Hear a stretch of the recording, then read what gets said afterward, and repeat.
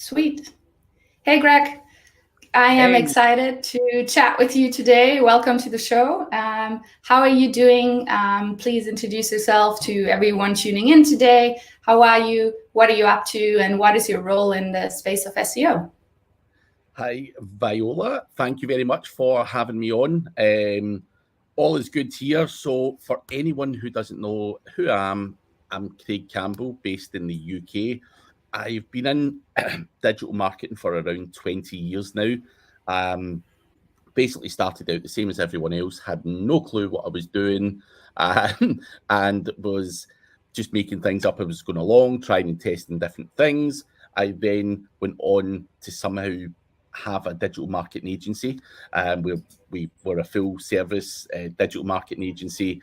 Decided after 9 years of running that and learning how to manage clients, manage teams, and all that kind of stuff, that my skills were fairly polished at that point.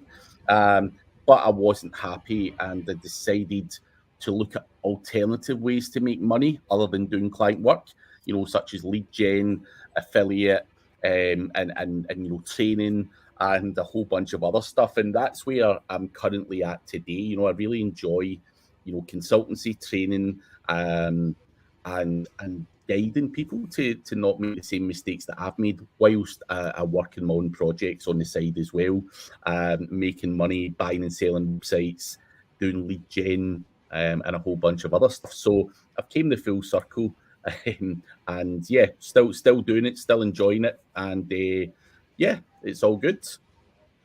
Perfect. Yeah, nice. As many of you knew, I'm still in I am in the agency game doing SEO for clients. And so today we want to talk a little bit about what is working and not working in the area of links. How do we handle our teams there? And what can we learn from your experience, maybe also with the different business models? How big was your agency and how are you set up now? Are you running everything by yourself? Do you have a team to support you? How does that look like for you in the past and then today as well? So in the past, and you'll probably be able to relate to this, when I was starting out, I wasn't educated in business or running a business or managing people. That wasn't anything I was ever trained to do. And I'd done that very badly at the start. I felt that, I was a bit of a control freak when running an agency, and I wanted everything to run through me. So I built myself into the business rather than working on the business. So previously, as I say, was a bit of a control freak. Everything had to be run through me. I wasn't delegating well. I wasn't utilizing my team very well. I wasn't training my team very well. And that ultimately led to a lot of stress and pretty much failure. I made money, but I could have done things a lot better, a lot faster, and scaled up a lot more. So these days, I still enjoy doing SEO and still get involved with everything, trying new tools. But for all of the kind of day-to-day tasks, content writing, link building, and everything else, I have a team to do that. I want to work on the business, come up with new ideas, obviously take part in webinars and when I do that, when I'm talking to people like yourself, and many other people in the industry, I'm always learning about how you do things and maybe adapt that into my business. So I'm trying and testing on my business rather than, at the root level of, you tell me something about Surf for SEO, for example, and I'm going away and testing that. I'll take that on board and give it to my team and educate them on that. But then they run with it, and we continue to streamline our processes. So I'm working on the business, not in the business. And I think ultimately that has allowed me to have a much a much easier life, stress-free, free up a bit more time to spend with my family, and also be creative in terms of getting involved with other opportunities, or being creative with my own business, and coming up with new ideas and all that kind of stuff. And again, you are doing the client work and all that kind of stuff. And when you're doing that, you've got to have people to delegate these tasks to, whether it's client management, whether it's client invoicing, whether it's you have to decide whether you're an SEO, a business owner, or a client account manager. And they three of them can't be rolled into one whilst maintaining your SEO knowledge. So it's a very difficult task, and you must feel that doing client work. You know, you're getting pulled from pillar to post, and it's not fun. Yeah. I think I can relate with that in the sense that I started out as essentially SEO content writer, then became an SEO, then an SEO account manager, then an SEO team lead, and now obviously running my own agency. I wear many hats, right? I'm the main marketer, I'm the main salesperson. I do handle the key accounts. Luckily, I have 3 very good SEO consultants that handle the majority of our client accounts, but I do handle the key accounts. And so that's a lot of hats to wear. And I think, same like you, I do enjoy doing the webinars, doing the education, going to conferences, learning new ideas, learning from industry leaders. And so I need to be very strict on what do I spend my time on so that I'm not totally lost in the operations. And I think for me, the biggest step was kind of like handling my first SEO/account manager, and then realizing how beautiful it can be if they're running the entire campaign, they're coming up with the ideas, they're coming up with the solutions, they're doing the entire client communication. And then also realizing that now I can offer things that I couldn't offer before. Like technical SEO is not like my forte. I would say I'm like decent at it, but I'm definitely not an expert at it. I'm really more like a content marketer SEO / like link builder SEO. And so now that I have 2 good technical guys on the team, especially one of them, we can take on way complexer technical projects and have them executed in a really good way, which just wasn't possible before when it was always me. And so I'm excited about that development. But I do think it's normal. Everyone first kind of like delegates to little things. This can't be delegated, things that I'm the only one doing this. And it's a learning process, I think, of letting go of control, realizing it's not about you. It's not always about getting it exactly how you want, and also starting to value your free time. I'm still in the process of learning that, valuing my own leisure time and time to think and time to be spontaneous and time to be creative. And I'm valuing it more and more and more. But that took like a good 3 years of thinking about that to really recognize I love time to think and be creative. That's it.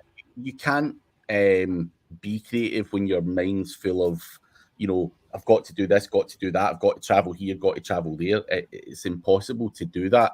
But one thing you obviously mentioned there, you know, is learning from industry leaders and conferences and everything else. And you've not been able to do that, obviously, for the last 18 months.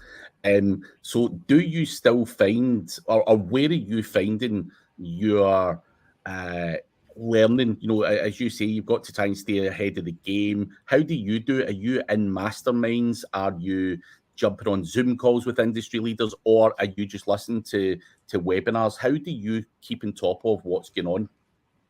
Yeah, that's a good question, because I think that's what I missed most about the conference, is actually the conversation with other speakers and other experts. And then kind of like in the back of the conference room, someone shows you their spreadsheet or their process and you're learning something new. And that's what I've missed the most. I think in the beginning of this year, I spent quite a bit on Clubhouse and kind of enjoyed that, because it was a little bit more of a 2-way street. Like you could actually ask questions and do things. And so I enjoyed that. And it allowed me to be in touch with a few people that I hadn't seen for a year or 2. And then otherwise, actually being on other people's podcasts or being on other people's webinar and talking with them, I thought has been the best. I do listen to other people's podcasts and webinars, of course. I do that every week. But I think in terms of learning, having an actual conversation is still the easiest way for me to learn. And so part of the reasons why I do webinars or podcasts, such as with yourself, is because I'm learning from these conversations, and I found it the easiest to learn in those conversations. Did you have a good trick to stay on top in the last year? Very similar to you. Doing podcasts with other people, you know, you can pick their brains essentially, selfishly. But also I do have a close bunch of friends in the UK, and we regularly do meet up for beers, a mastermind, call it what you like. And, you know, I think at these, you know, you're not speaking publicly on YouTube or anything else. And people can be a bit more open and just show you their laptops and show you their spreadsheets, show you their processes. And for me, that kind of offline kind of thing works very well for me as well. And as I say, you're always learning new things, better processes. People are, sneaky automation, Python scripts, whatever. And I love all of that stuff. You're just like, man, what the hell have you got? And so yeah, it's and these conversations only really go on, offline, that not necessarily on podcasts and stuff, but there's still a lot to be learned from podcasts and everything. But I think, the only thing I would add to that would be the kind of private mastermind thing that we do, or private piss up, call it what you want. It's always fun and educational. So that's how I'm doing it at the moment. But can't wait for conferences again, because, even getting out to places like Chiang Mai, which I know you've been there several times, you just can't beat the level of people that go over there. I think, people from all places all over the world, America, all over Europe and Asia and everything. You really are mixing with the best of the best, and the conversations at the bars and everything else is mind blowing. So I can't wait for that to come back. So hopefully next year we can get back to some normality with that. Yeah, agreed. And the only last thing that I've added to this is in the last 12 months, I've really changed my team quite a lot, and especially getting a lot of SEOs on board. And so I'm pretty excited that now we have a lot of these conversations within the team. Like pretty much most of the templates that came, pretty much all of the new Flow SEO templates of the last year came from my SEO, Rebecca. And so it's nice to see that now that I'm not the only SEO, but we're actually an entire team of SEOs, that we can do this in the company and we can share our previous experiences. And then also what I want to talk to you about is kind of like what's working in link building right now. Some of the new techniques that we're doing right now came from the link building team, just saying like, hey, I want to experiment with this. I want to play with this. And I'm like, great. We're trying to foster ideas and creative challenges within the team. And that has worked quite well. And so maybe from the kind of like abstract, let's get a little bit like tangible and operational right now. I'm kind of curious, between your content team and your link team, firstly, how do you prioritize? Like, do you have one that you put more effort, time, and budget in, or are they the same size? And then let's go into what is actually working. So it's not a case of the same project has the same amount, 50-50 content links. For me, it really depends. You audit a website and whatever, and a lot of websites are probably content heavy at the start. If they're missing a lot of on page, the keyword, you have to have a page targeting a specific bunch of keywords, or you're not going to rank. That's right. As simple as that. So as far as I'm concerned, with a lot of projects that I get involved with, it would probably switch. So maybe at the start I would be 70 or 80% more focused in content, and then that would potentially switch over a period of time. And they're both equally as important as each other. But in terms of a strategy, you have to get the foundations done first. Your on page has to be done as a priority. You could build links all day, but if you've no content, you're wasting your time. So I would say it's very, very difficult. I'm a link builder at heart, and I would probably still say that link building is probably one of the single most important things when it comes to SEO.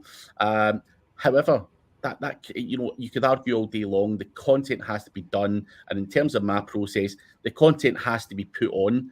It has to be optimized. It's not a case of continuing to add content after content after content. You've got to go in and further optimize that content, look for other opportunities, take that content from ranking for 10 keywords to 110 keywords to maybe 510 keywords or whatever it might be. And we've got tools there like Phrase, Surfer SEO, Page Optimizer Pro, whatever tool you decide to use to analyze the people who are winning, the guys that are in the top 10 search results. And I think when it comes to content, people are still not even doing the basics right. I hear so many people saying, I'm going to do 20 blog posts a month, 500 words, blah, blah, blah, blah, blah. You know, what a crap content strategy that is. Who said it's 500 words? Who's doing any kind of analysis? You know, the content can be for a particular keyword. It might, you know, the top 10 search results for a particular keyword might be 1,230 words on average. The next word might be 726. You cannot just launch 500 words, you know, a blanket statement. Now, on top of that, where I see a lot of people making mistakes is they'll launch 50 blog posts. Now, we all know, we've all done it. 5 or 6 of those blog posts might get really good traffic. The other 44 or 45 are not really adding value. Can we merge those? Can we just cull some of them off because they're draining power from our website? Can we add to them to make them better? And I think a lot of people have this perception of it needs to be 20 blog posts a month or whatever it needs to be. No, it doesn't. You know, if I go and look at your Flow SEO website right now, on Ahrefs or SEMrush or whatever, I could probably look at your top performing pages and find that 4 or 5 of your pages bring in the real traffic. And it's the same with my website. There's probably 4 or 5 pages that bring in the real traffic. The rest of it's dog shit. You know, I've got more than 350 posts on my website, and some of them don't get no traffic at all. And, you know, again, I fell down this rabbit hole of volume. And I'll tell you a funny story, actually. I was out at MB Summit in Milan, which you were also at, and I bumped into a fella called Harsh Agarwal, Indian dude.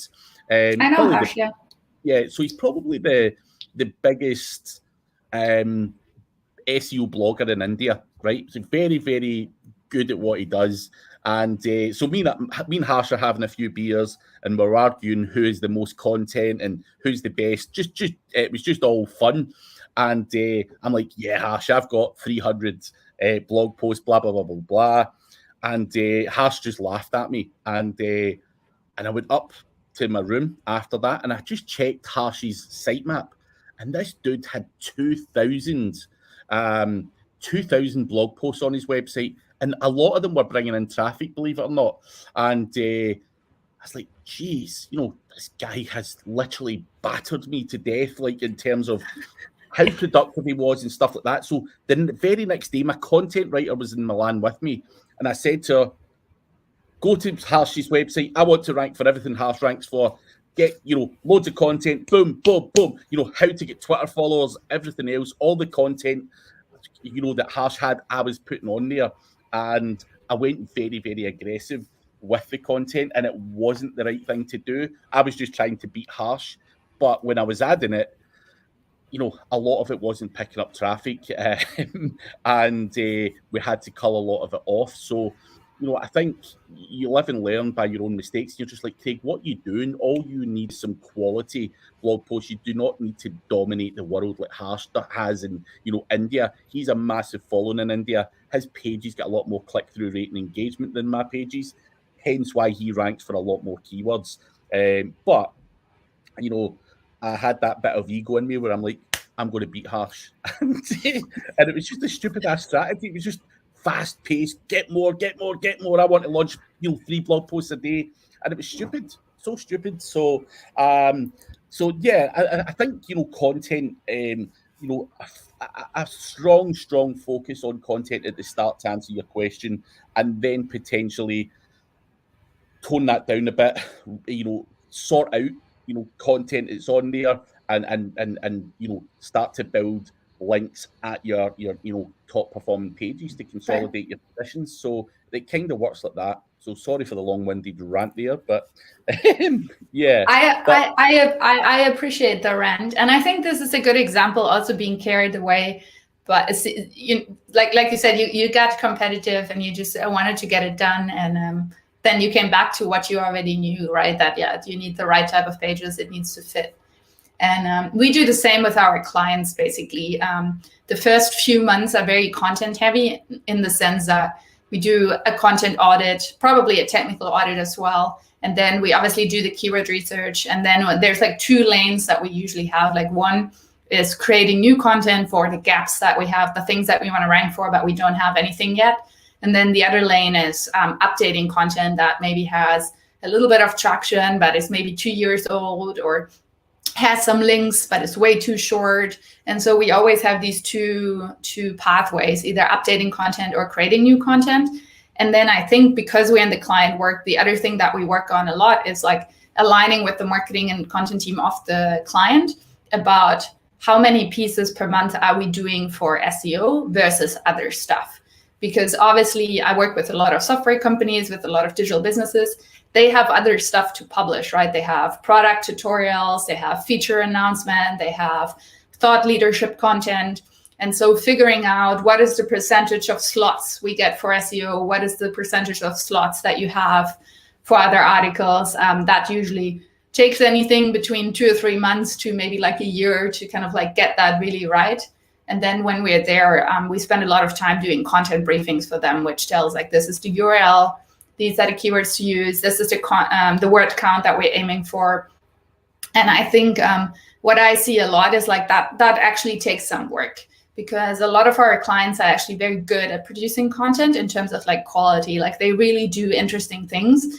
But often like SEO best practices are not respected. Like we will have 5 or 6 articles about the same topic, or we'll have super long URLs that don't include the keyword, or the keyword is maybe used in the headline one, but not in the rest of the text, or all the blog articles use the same main keyword that describes their software all the time. And so that process of keyword mapping, essentially getting that right, that usually takes us a few months to get sorted. And then once we're in a process with that, this is when usually after like month 3, we start backlink building. And then maybe around month 6 or so, we really pick it up. Depends a little bit on the campaign and how fast things move ahead. But then we do a lot more link building, because then we also have the nice SEO optimized pages, keyword focused pages that make sense to build links to. And then that kicks in.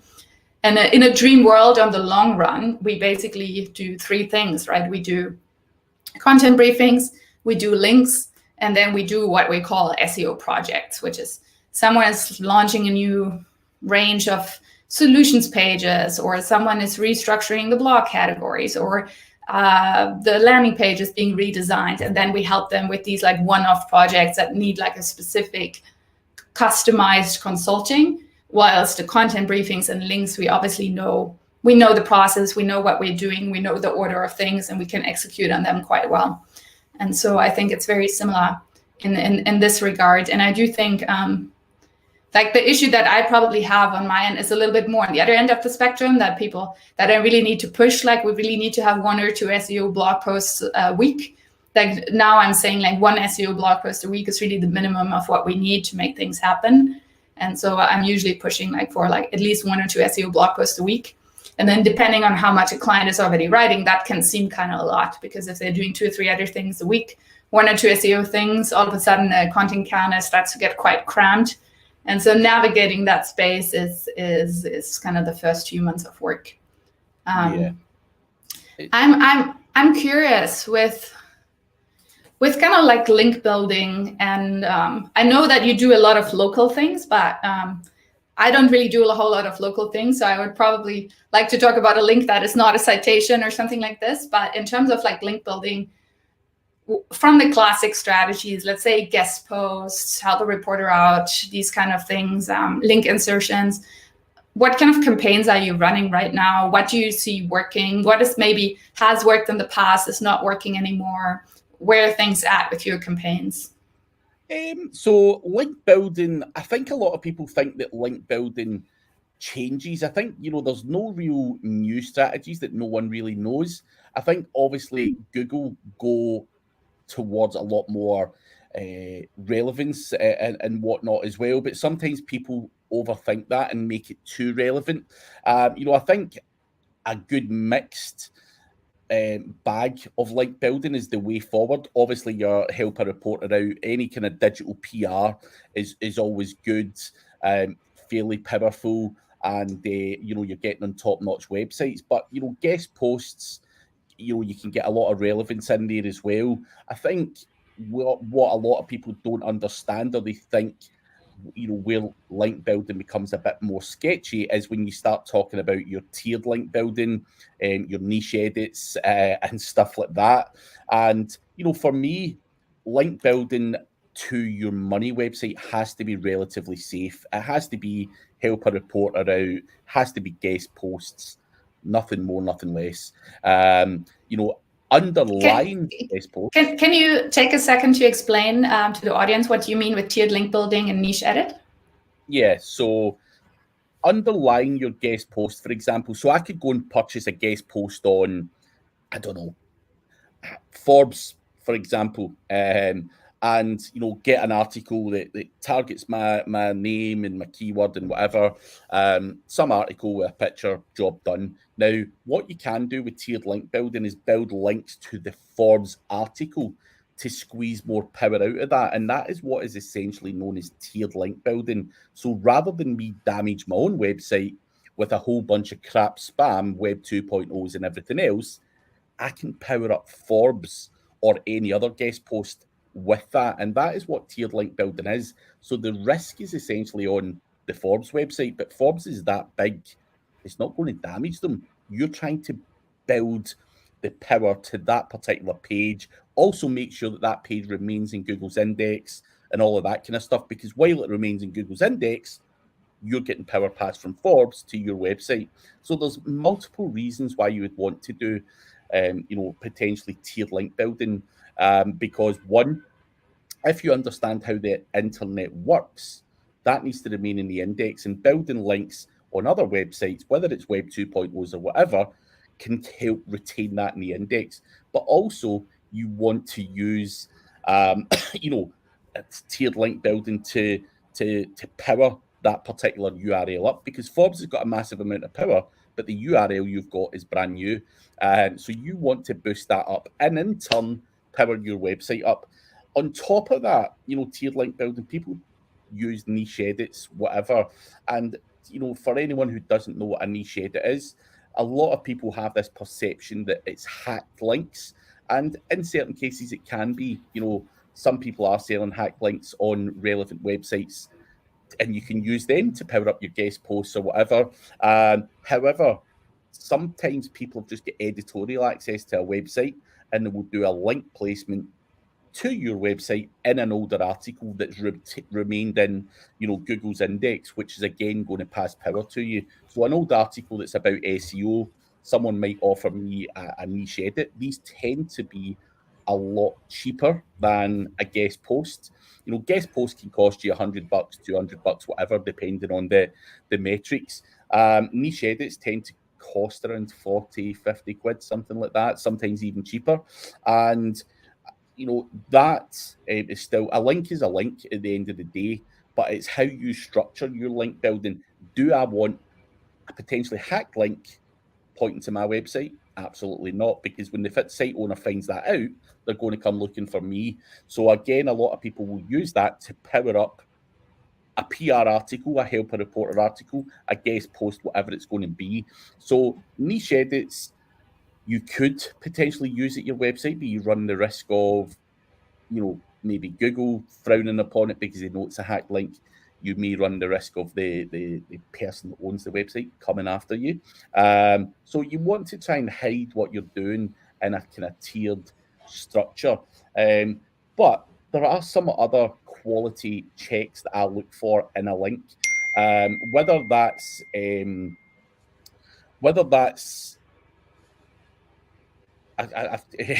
someone just texts me there and put me off. So when I'm looking for it, I want a link from a website, one, that's indexed on Google, two, has traffic and ranks. That website has to rank for stuff. Gone are the days where people used to buy PBNs, DR50, and you throw up a website and it gets no traffic, it doesn't rank for any keywords.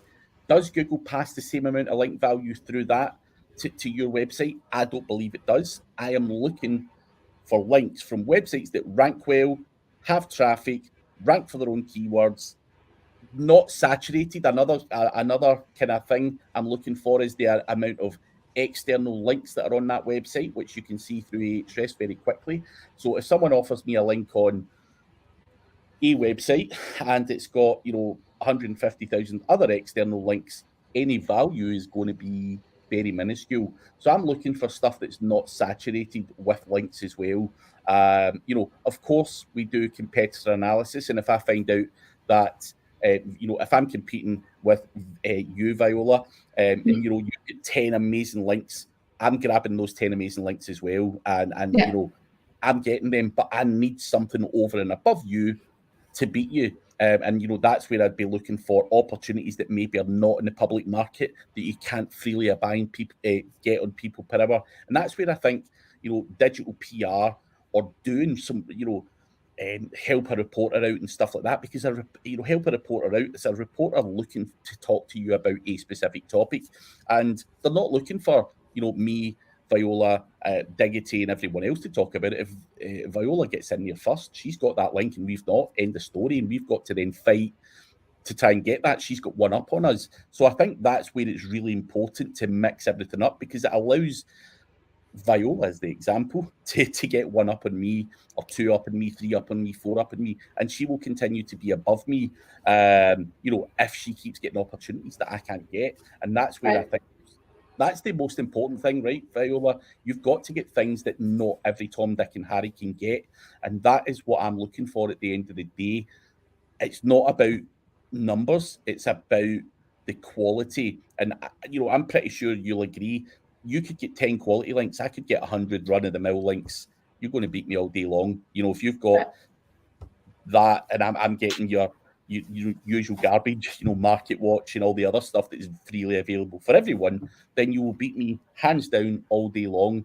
So you have to think a bit deeper and a bit more outside the box when it comes to link building, and do have some quality guidelines. But when you obviously do link building as well. Are you doing similar, things, or is yours slightly different? Yeah, I agree with a lot of the things that you have said. I think generally for the agency, we maybe keep it a little bit cleaner in terms of like really trying to stay with the Google guidelines, etc. So really avoid paying for links wherever we can, even though I think if people are wondering about this, should I be paying for links, not paying for links? It's really a question of effectiveness versus your risk tolerance and what you do. There's nothing inherently unethical or wrong with paying for your links, and it is super, super common. It's just kind of figuring out where do you sit on the spectrum to be comfortable. And I think with the agency, we're trying to be on the side of more clean, just because we're working on our client side, and I want to make sure that they're good and sustainable and running on the long run. But I think in terms of like practicalities, I have a very similar approach. So we do like using the Haro, the helper reporter route, usually to get backlink campaigns going. Also because a lot of the links that come from it might be homepage links and branded links. And I know that sometimes SEOs look down on this, but what I'm after is really creating a natural looking backlink profile and a diverse backlink profile. So I do appreciate a homepage link, and it just means that we're building momentum. We're starting to get a background noise of links coming in. And so I do want that to get started, and then probably more the guest post campaign, the link insertions, kind of things then can come from that. And maybe with the guest posts, obviously I'm going through all the effort of creating a prospect list, writing a guest post, etc. And so I'm going to be more on having a good anchor text, going exactly to our target pages, etc. But I'm not upset about a homepage link from time to time. I'm not upset about a no-follow link from time to time, because I don't want to have like 20 optimized links pointing to my website on day one, because that is kind of weird, and that's something that I want to avoid. And then what we've been kind of like seeing with the guest posts, like I'm still a young SEO in the sense that I maybe started running link campaigns 5 years ago. So I don't really know the golden days of sending 100 emails and getting 25 responses. So I never had that, right? When I started doing outreach, it was still you would send 100 emails and then get like a few responses. But what I've seen now is like, even though we used to send our emails from like the client brand, so we are like, hey, I'm a community manager at such and such, and I'm looking to cooperate with you. We've really seen success kind of like go down with the guest post quite a bit, even though we do have a very precise like prospect list usually. And so what we've started the last few months is starting to send guest post emails in my name. So even though I'm on the hunt for links to my clients, it's basically me reaching out saying like, hey, I'm Viola, I'm an expert in SEO and content marketing, and I would like to publish on your website. And then I would either like to publish about SEO, content marketing, or business, leading a team, because obviously not all my clients are SEO, right? So I need to get on like relevant websites. And we've actually seen quite good success with this, because it also means that in this guest post, then often I don't have a link to Flow SEO. So people like that my guest post doesn't have a link to me, because it seems a little less SEO-y to them. And then I can use my clients' websites kind of as resources. So as I explain something, for example, about managing my team and setting goals, etc., then I can use my client that is in the goal setting space as a link target, as a resource for my guest post. And at least the last 6 months or so, we've seen that working quite well, and we're kind of shifting a little bit more towards that strategy right now, which we haven't really done that in the past. And then in terms of like, for example, building links to the Flow SEO website, what we've been doing for a long time is just kind of like sneak in links when we could. Like we've put all of our efforts into building links for clients, but then from time to time when there was the opportunity, we would also add a link to Flow SEO, and it has allowed to grow our domain rating and our backlinks over the last 2 years, but it never has been a super targeted effort. And we really only kicked off our own content production now, December last year. So you will see that since December, we're really putting out 2 or 3 SEO-focused blog posts a month, and now we're starting to build some links to them. But in the past, we just used it as an opportunity to kind of like sneak in a link. And I think some of the good links that Flow SEO has, similar to you, is when I go to podcasts, when I speak at conferences, like if you're not speaking at MB Summit or in Orbit or Ungag, you're probably not getting a link from their website. And so this is why Flow SEO has some really good high domain rating backlinks, which is just from my kind of like public speaking and online education and being on podcasts. And then that has allowed to diversify. And let me think, what else am I doing? Yahoo. And then we're just trying to build a more and more a network, obviously, with other publishers. We've had some cooperations on like big industry sites that are quite well known in the software space. And so we're really trying to work on that relationship with the editor, making suggestions on old posts that could be updated, making suggestions on new posts that we could be creating. And this is really relationships that either I have or Angela, who's doing a lot of that. And people want basically a post from her, right? And so as we maintain these relationships, of course, from time to time, we can add links, but it's really first and foremost a game of maintaining that relationship, adding value to them. And then, of course, if we can add a link when appropriate, that's good. But this, I think, also has helped us to get some unique domains as well. Yeah, I think obviously what you say about the difference between me and you and working for an agency in terms of link building, you have to play a slightly different game when you're working with clients, and me as an affiliate marketer, it's my own project, so I am slightly more aggressive. Just for anyone listening who is like, what is that all about? So it's all about risk tolerance and doing the right things. But for what it's worth, I think obviously everything that you are doing is very similar to what I'm doing in the grand scheme of things. And speaking at events and all that kind of stuff. It's not just about you're getting those link opportunities and everything else. It's not just about one giving value from yourself to the audience and potentially winning business that way, or learning from your peers. And you're also getting link building opportunities and everything else as well. So it does build a bigger picture, and it does allow us to get stuff that maybe someone else can't, because as you say, ungagged are not likely to link to you unless you've actually been there and spent the time and effort to travel halfway across the world to do these things. So that is, you get the rewards for doing that as well. So it's also a good link building strategy doing that. But I think a lot of people when it comes to link building, don't understand how difficult it is. They think it is just a case of going paying $100 for a link here, there, and everywhere, and things just happen. Certainly not the case. You will have, you mentioned obviously some people buy links. You probably do it a slightly different way, a more creative way, maybe offering value through content or whatever. But one question I do want to ask you: what is the weirdest thing you've had to do to get a link? I've had to, send bottles of whiskey to people. I've had to do this, do that. Have you had any kind of round the, not just simply paying someone or giving them a creative article, but have you done something else that's maybe outside the box in order to get a link? Whether it's taking someone out and smoozing them for a drink, buying them a bottle of whiskey, or something else. I'd be curious to know what is your weirdest situation, or the weirdest situation someone's done to you for a link. Right.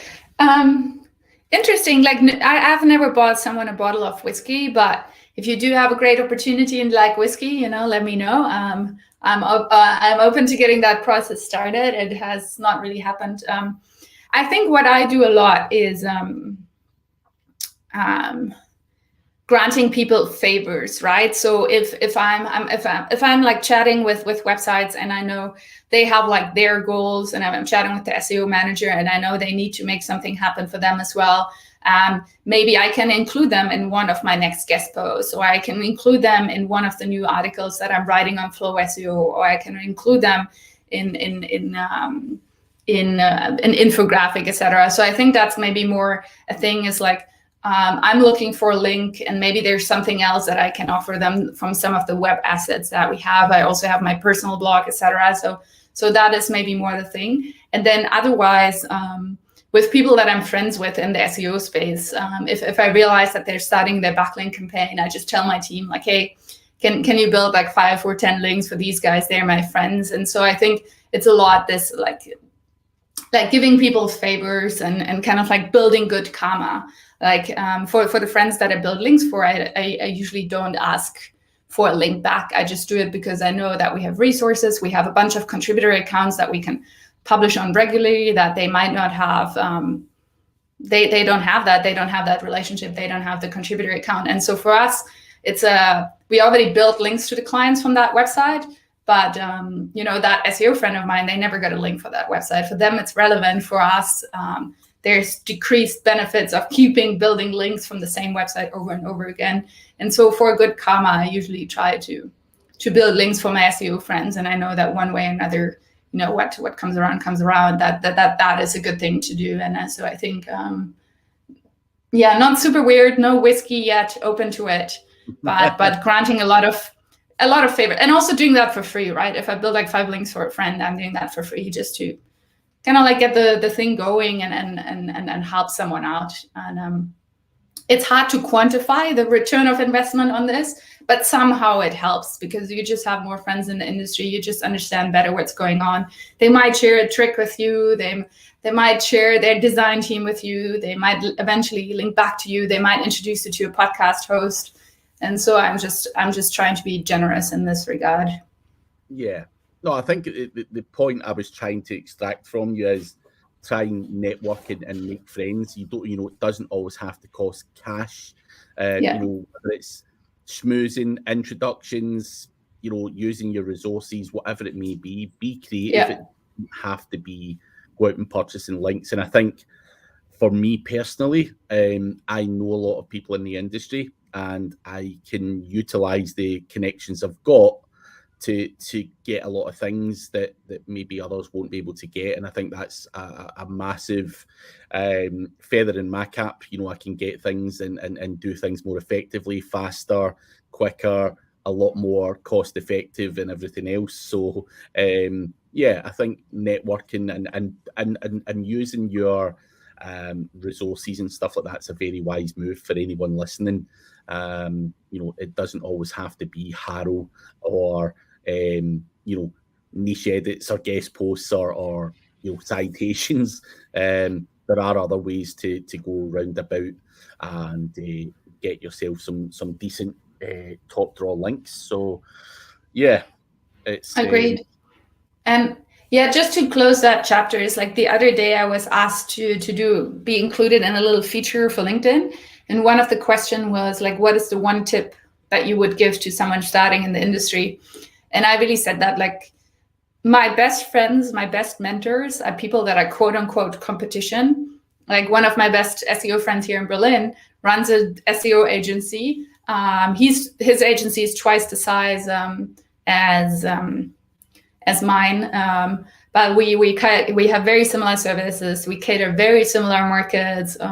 In theory, we could be fighting over similar clients, but in practicality, what we really do is like we share our processes with each other. If I'm out of capacity, I send the lead to him.